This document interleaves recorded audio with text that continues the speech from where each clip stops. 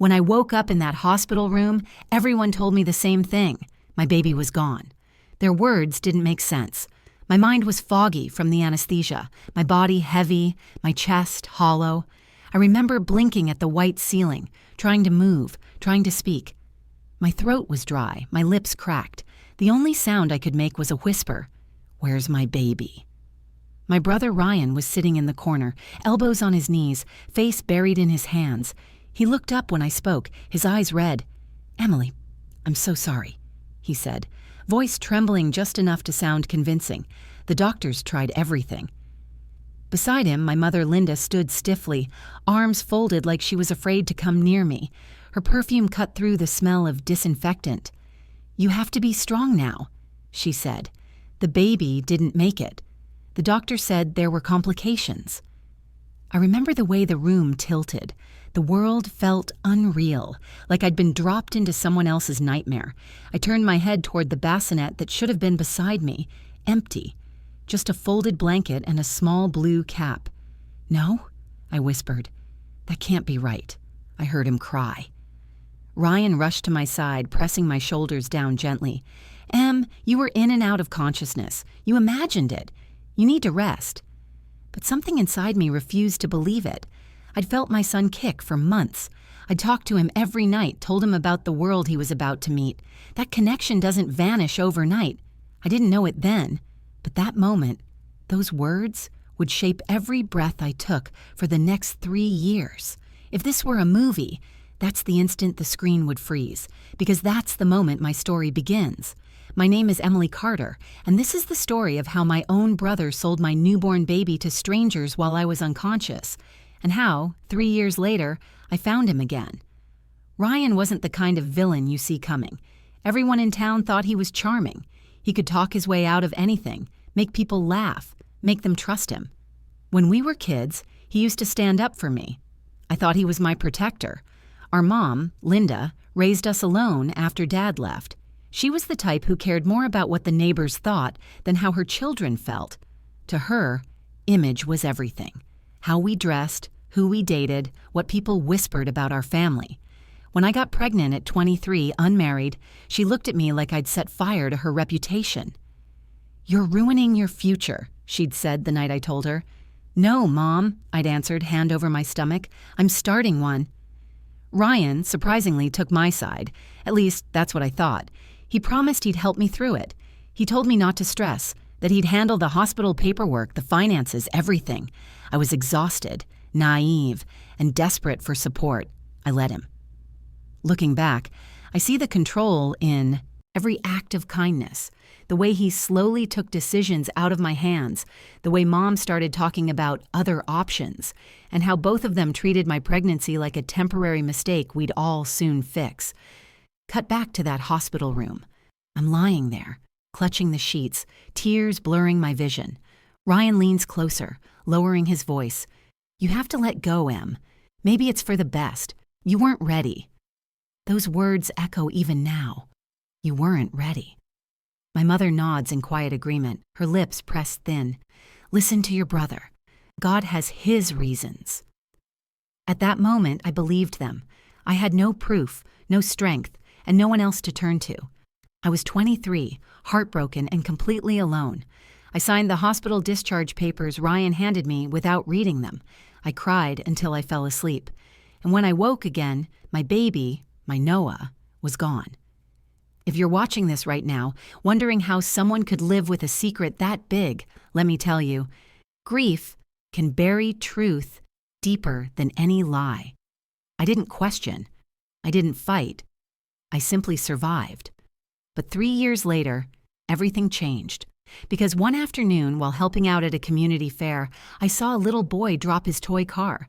When I bent down to return it, he looked up, and I saw my son's eyes. That's the moment I stopped being a victim and started being a mother again. So when the FBI finally walked through my mother's front door, and Ryan turned to me and whispered, "How did you find out?"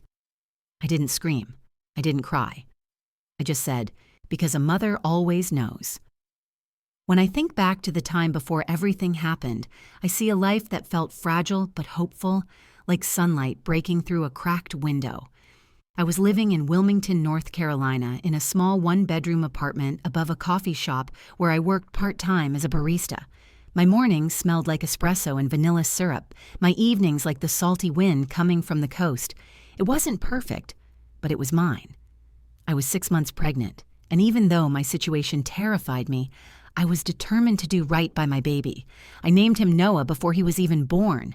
I used to whisper to my belly at night, telling him stories about the stars, promising him that he'd never feel unloved the way I sometimes had growing up.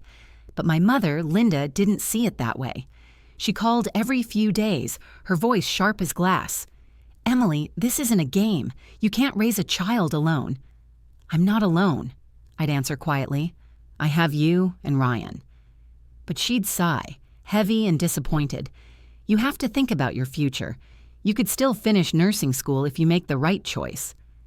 That phrase, the right choice, haunted me. She never said the word adoption, but she didn't have to. I knew what she meant. Ryan, on the other hand, played the role of the supportive big brother. He was 30, handsome, and endlessly confident, the kind of guy who always knew what to say. He had a way of making people feel like everything was under control, even when it wasn't. When he moved back home after his business failed, he started showing up more often at my apartment. He'd bring takeout, fix things that didn't need fixing, and talk about helping me get my life together. "You shouldn't be working this hard, Em," he'd say, leaning against my counter. "You need to rest. Let me take care of the bills for a while." It sounded generous. I wanted to believe he meant well.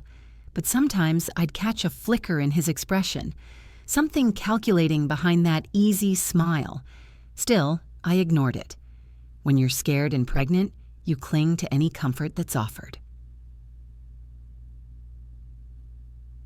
My world revolved around preparing for Noah. I spent hours watching videos about childbirth and parenting, reading articles about baby sleep schedules, and daydreaming about holding him for the first time.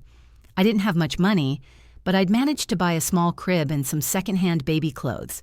One evening, I was folding tiny onesies on the couch when my mom came to visit.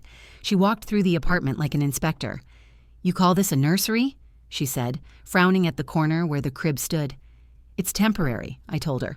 "Once I finish school, I'll move somewhere bigger." "You're not listening to reason, Emily. This isn't how we raised you." Her words stung. We? She'd raised us on guilt and image management. I wanted love, not approval. Still, a part of me ached to make her proud. I thought if I just proved I could handle things, she'd finally believe in me. Then came the complications. One night in my 7th month, I fainted at work. The doctors said it was stress and exhaustion, but my mother's face when she arrived at the hospital said more than any diagnosis. "You see," she told Ryan in front of me, "she's not ready." Ryan stood beside her, hand on my shoulder. "Don't worry, Em. We've got you." At the time, I didn't realize "we" meant something entirely different to them than it did to me. After that, everything started shifting. Ryan insisted on taking over my medical appointments, saying he wanted to handle the paperwork so I could rest. My mom started bringing over pamphlets for adoption agencies and pretending it was casual. I'm just saying, there are couples out there who can give him everything you can't. I'd shake my head every time, feeling like I was standing in quicksand. No matter what I said, they acted like I was a child making a bad decision. But then came the day Ryan drove me to a prenatal checkup. I remember sitting in the passenger seat, rubbing my belly, telling him how nervous I was, but how excited too. He smiled, but his eyes stayed on the road. "You know, Em," he said softly, "maybe Mom's right. Maybe you should let someone else take care of him. You've got so much ahead of you." "No," I said, sharper than I meant to. "He's my son." He glanced at me, and for the first time I saw irritation flash across his face. Just for a second, but it was enough. Something in me tightened, a quiet warning. That night, I called my best friend Jenna, crying. "They think I can't do it," I told her. "You can," she said firmly. "You've got more strength than you know. Just hold on until the baby comes." I held on. I counted the days until I could finally meet Noah and prove everyone wrong. But I didn't know that the people I trusted most were already planning to take him away. And if you're watching this, wondering how someone could miss all the signs, I ask myself the same thing every day.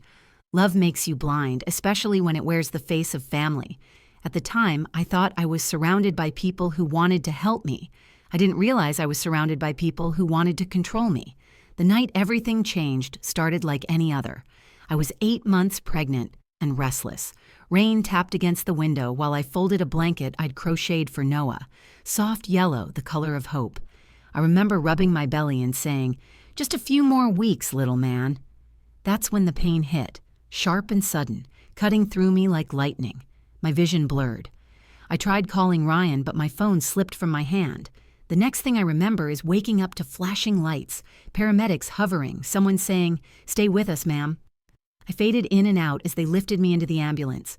My last thought before everything went black was Noah's heartbeat echoing from my last appointment, the steady rhythm that had felt like music. And when I opened my eyes again, everything was wrong. The world was too quiet. The steady beep of hospital monitors hummed beside me, but the room was still. My mouth tasted like metal. I tried to sit up, but an ache gripped my entire body. "Where's my baby?" My voice cracked. A nurse hesitated. "Your family's waiting outside, honey. The doctor will talk to you soon." The door opened, and my mother walked in, her face pale but composed. Ryan followed, shoulders squared, eyes tired. "Mom?" I whispered. "Is he okay?" Linda looked down, not meeting my eyes. "Emily, there were complications." "Complications?" Ryan's hand rested on my arm. "He didn't make it," he said softly. "I'm sorry." The words didn't register. They floated in the air like smoke. "No," I said, shaking my head. "I want to see him. Please, I need to hold him." Ryan squeezed my arm harder. "Em, you can't. The doctors had to take care of things right away. It was better that way." "Better that way?" my mind screamed. How could anything about this be better? Tears flooded my eyes, blurring their faces. My mother stepped closer, her voice firm, almost scolding. "You have to accept what happened, Emily. Sometimes God has other plans." I wanted to scream, but the medication made my body heavy. I sobbed until exhaustion pulled me under again. And when I woke next, the doctor, a man I'd never met, was signing paperwork near the foot of my bed. Ryan was talking quietly to him. I caught fragments. Arrangements. Cremation. No need for her to see.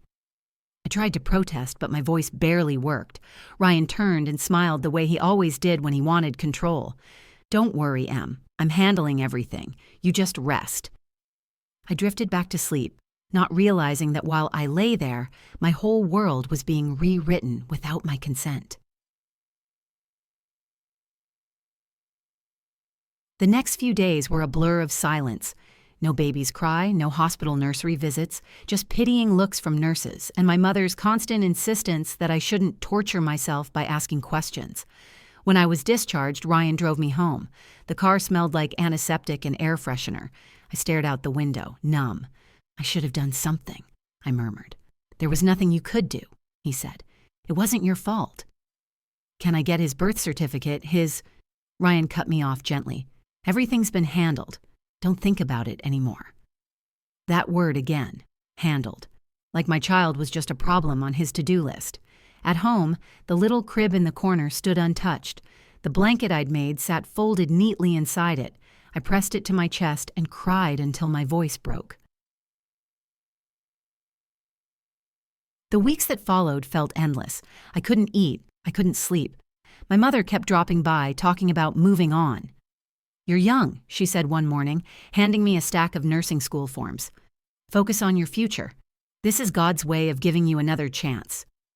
"Another chance at what?" I asked bitterly. "Forgetting my child?" She flinched but didn't answer. Ryan visited less often, saying work kept him busy. When he did show up, he was always on his phone, distracted, avoiding eye contact. Once I asked if he'd been at the hospital when they took Noah away. He froze for a fraction of a second, then said, "Yeah. Don't think about that night anymore, okay? You need to heal." Something in his tone didn't sit right. but grief has a way of dulling your instincts. I convinced myself I was paranoid. Months passed. I packed away Noah's things piece by piece. Each item felt like a small funeral. I tried to rebuild my life, went back to work, enrolled in classes again, but inside, everything was hollow. Whenever I saw a baby, I'd feel an ache so deep it took my breath away. I told myself I had to let go, that maybe Mom was right. I wasn't ready. But every night, I'd dream of a cry I never got to hear. And then one day, when I went to the mailbox, I found an envelope with no return address. Inside was a single photo. It was blurry, taken from a distance, but it showed a woman pushing a stroller, and inside it, a baby wearing the same yellow blanket I had crocheted. My heart stopped. That's when the quiet part of me, the one that had been drowning under grief, finally whispered back, "Something isn't right." I didn't know it yet, but that single moment of doubt would be the beginning of everything that followed. Because when someone tells you your baby is gone, you either accept the lie or you start digging for the truth. And I was about to start digging. For almost 3 years, I carried my grief like a second heartbeat, steady, painful, impossible to forget. On the outside, my life looked fine. I finished nursing school, rented a tiny duplex on the edge of town, and smiled for pictures that never reached social media. But inside, there was a room I never walked into, a name I never said out loud. Then came that summer fair. It was a Saturday afternoon, humid and loud with laughter, the kind of day when everything feels ordinary until it suddenly isn't. I was volunteering at the first aid booth, handing out water bottles to kids with scraped knees. A little boy ran past me chasing a red balloon. He tripped. The balloon slipped from his hand, and a small blue toy car skidded across the pavement to my feet. When I bent to pick it up, he looked up too, and my world stopped. He had Ryan's copper-brown hair, my same dimple, and beneath his left eye, a faint crescent-shaped birthmark I'd memorized from the ultrasound printout I still kept in a box at home.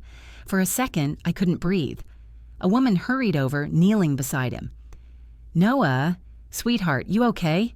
she asked, brushing dust from his knee. Noah. The name hit me like thunder. I felt the ground tilt. 3 years of grief crashed into one heartbeat of recognition. "Excuse me," I said, my voice trembling. Did you just call him Noah?" The woman smiled politely. "Yes. Do you work at the preschool?" I shook my head. My throat closed up. She thanked me for the toy and walked away, holding his hand. I stood frozen, watching them disappear into the crowd, my pulse pounding so hard it hurt. I wanted to run after them, but fear anchored me. What if I was wrong? What if grief was finally driving me insane?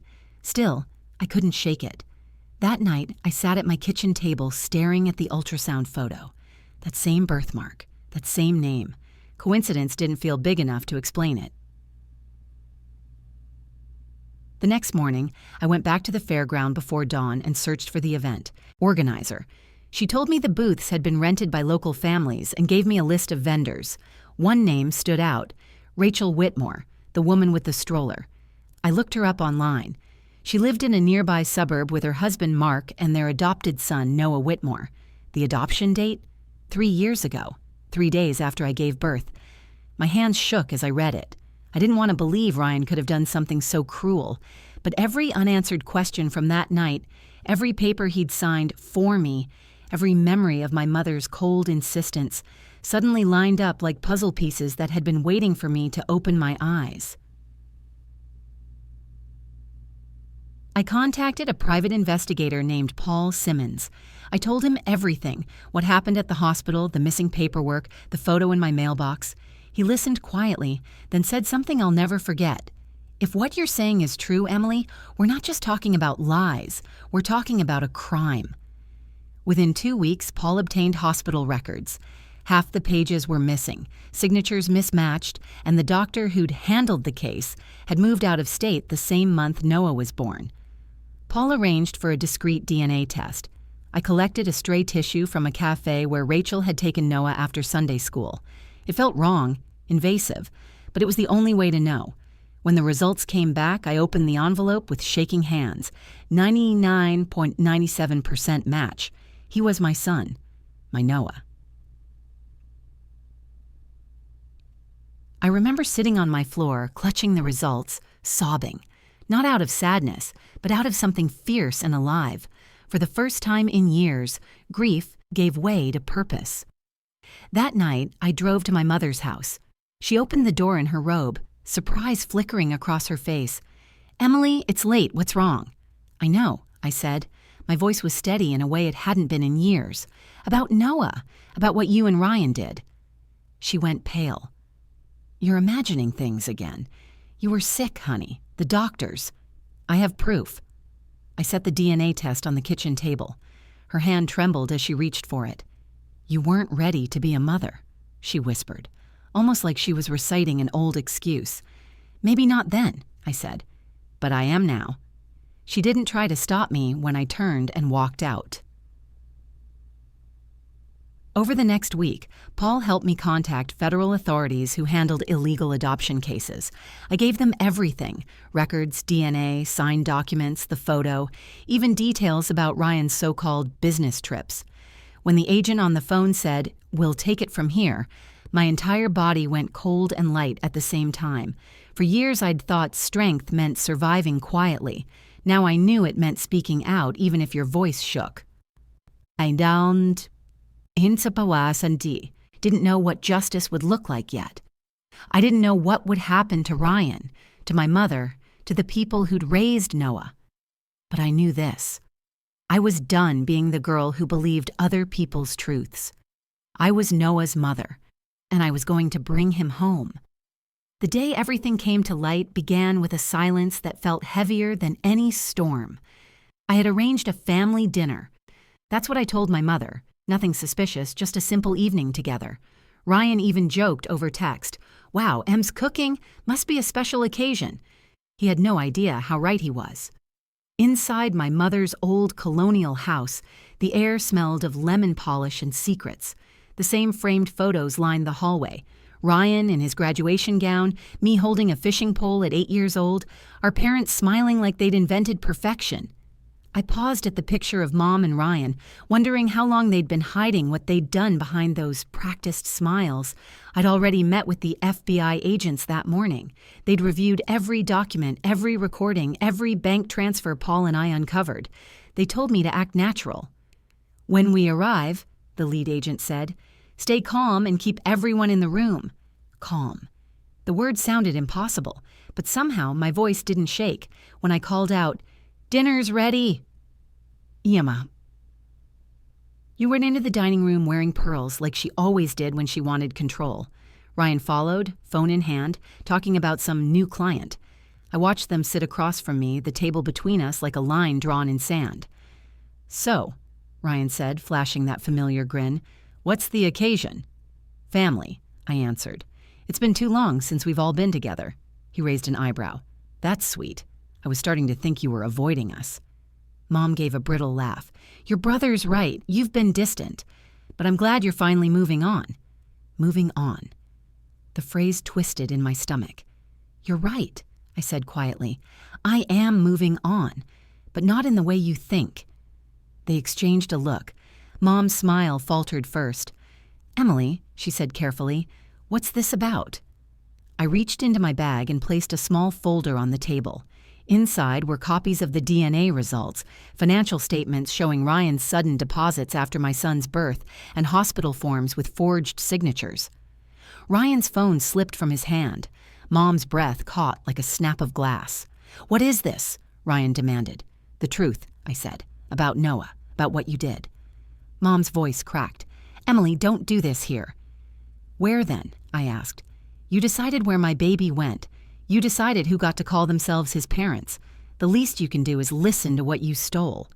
Ryan leaned forward, eyes hard now. "You don't know what you're talking about.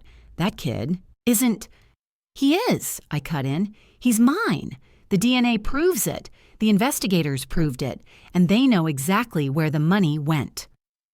The clock ticked loudly in the silence that followed. Mom whispered, almost pleading, "You weren't ready to be a mother. We were protecting you." I felt tears burn my eyes but kept my voice steady. "Protecting me?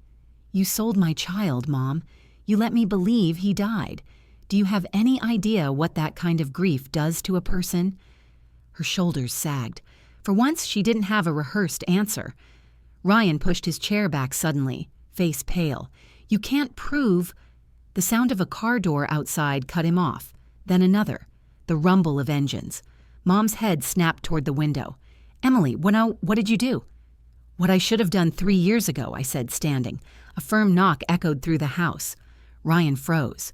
When the door opened, 2 FBI agents stepped inside, their badges catching the light. The lead agent spoke clearly. "Ryan Carter? Linda Carter? We have a federal warrant regarding the unlawful sale and transport of a minor." Mom gasped. Ryan's face drained of color. He turned to me, voice barely a whisper. "How did you find out?" I met his eyes. "Because a mother always knows." The agents read them their rights while I stood there shaking, not with fear but with something close to release. Every lie, every sleepless night, every question finally had an answer.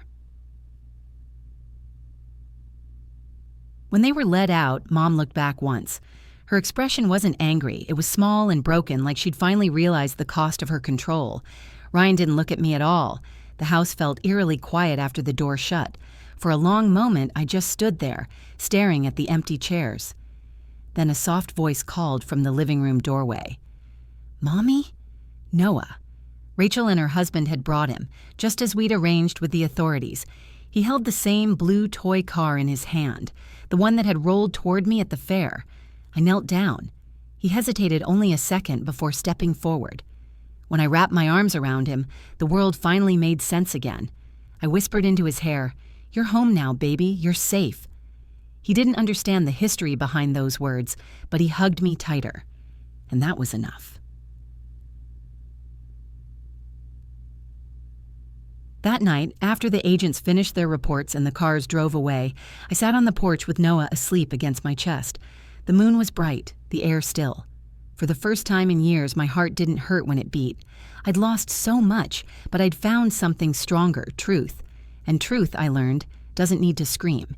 It just needs to stand tall and wait for the light to catch up. The house that once smelled like lemon polish and control is quiet now.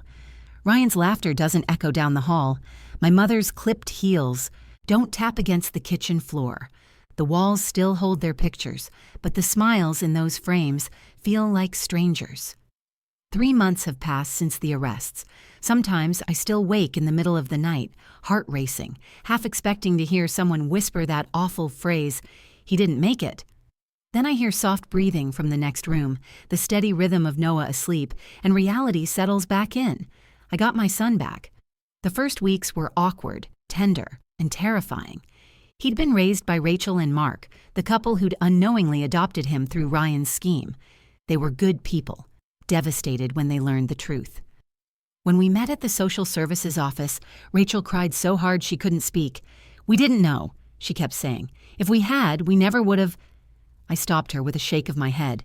"You loved him," I said. "That's what matters." We decided not to erase the first 3 years of his life. He still calls Rachel his Auntie Ray. She and Mark visit on weekends. It's complicated, but love often is. Ryan pleaded guilty. The evidence was too strong. He'll serve time for illegal adoption and fraud. When the verdict was read, he didn't look at me. Part of me wanted him to, just once, to acknowledge what he'd done. Not as a criminal, but as my brother. But maybe silence was his final confession. Mom's sentence was lighter. The court recognized her as an accomplice, not the mastermind. She avoided prison but lost custody of her finances and reputation. She calls sometimes, leaving voicemails that begin with, "I was only trying to help you." I've stopped listening. Forgiveness isn't forgetting. It's choosing peace over poison. I'm still learning how. Noah's room is painted sky blue now. The yellow blanket I crocheted before he was born hangs over the foot of his bed. Every night he insists on the same story before sleep, the one about the brave little star who got lost but found his way home because his mother never stopped shining for him. He doesn't know it yet, but that story is ours. Some nights he asks questions. "Mommy, where was I before?" I tell him, You were waiting for me, and when it was time, I came to find you." He smiles like he understands, even if he doesn't grasp the weight of those words. And I've started working as a pediatric nurse. Holding other people's babies used to hurt. Now it heals. Every newborn I swaddle reminds me that love can begin again, even after betrayal. People sometimes ask how I stayed calm through it all, how I didn't lose myself completely. The truth is, I did lose myself for a while, but grief can either hollow you out or carve you into something stronger. The day I found Noah, I realized I wasn't weak for trusting people. I was strong for surviving them. If this story finds someone who's been silenced, someone who's been told they're not ready, I hope they hear me clearly. You don't have to be perfect to fight for what's right. You just have to begin. A few weeks ago, I visited the old hospital where everything started. The maternity wing has been renovated, the walls painted in cheerful colors. I stood outside the nursery window watching tiny lives swaddled in soft blankets, and for the first time, I didn't feel anger. I felt gratitude, because even in the darkest chapters, there were people, like the nurse who held my hand that night, the investigator who believed me, and Rachel who loved Noah enough to let him go back to me. I used to think justice meant revenge. Now I know it means restoration. Yesterday, as the sun set, Noah and I sat on the porch steps eating popsicles. He leaned against my shoulder, sticky and content. "Mommy," he said between licks, "you look happy." I smiled. "I am." "Is it because I came home?" I brushed his hair from his forehead. "It's because we both did." He laughed, a sound so pure it could fix anything. Yeah, when I look back, I see how every heartbreak led me here. Not to the ending I expected, but to the truth I needed. Ryan took 3 years from me, but he didn't take my motherhood. He didn't take my strength. He didn't take my faith in love's ability to rebuild what was broken. If you've ever been betrayed by someone you trusted, if you've ever been told your pain is for your own good, remember this: silence may protect them, but truth will set you free. I didn't scream when I found out what they'd done. I didn't fight with fists or fury. I fought with patience, with courage, and with one unshakable belief that a mother's love doesn't end when someone else says it does. Tonight, I'll tuck Noah in, turn off the light, and close the door halfway like he likes it. I'll sit by the window for a while listening to the crickets and the steady heartbeat of a house that finally feels alive again. And before I go to bed, I'll whisper the same words I told him before he was even born. "You were never lost, baby. You were just finding your way back to me." If you've stayed with me through this story, thank you. This wasn't just about pain. It was about finding strength when the world tries to take everything from you. About love that survives betrayal and the kind of truth that changes everything once it's spoken out loud. If this story touched you, please take a moment to like the video. It helps more people find it and reminds others that even in their darkest moments, they're not alone. Share this video with someone who needs to hear it, someone who's fighting to find their own voice or rebuilding after being broken by the people they trusted most. And if you want to hear more real stories about courage, healing, and resilience, make sure to subscribe and turn on notifications, because sometimes one story can change the way we see everything. This is Emily's story, her fight, her truth, her love that never stopped searching. And remember, no matter what's been taken from you, your heart can always find its way home. Thank you for watching.